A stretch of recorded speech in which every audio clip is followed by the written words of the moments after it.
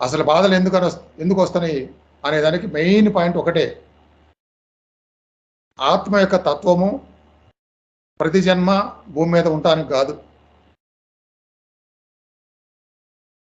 ఆ భూమి మీద ఉండి మళ్ళీ ఎప్పటికైనా సరే పరమాత్మని చేరుకోవడానికి ఆత్మ యొక్క తత్వము, ఆత్మ యొక్క గుణము.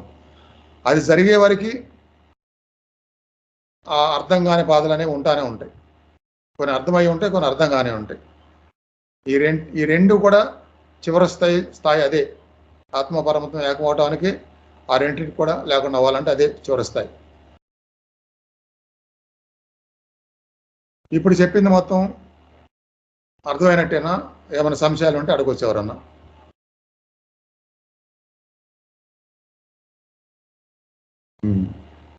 చాలా ఈజీ. భగవంతుని నమ్మినప్పుడు, ఆత్మ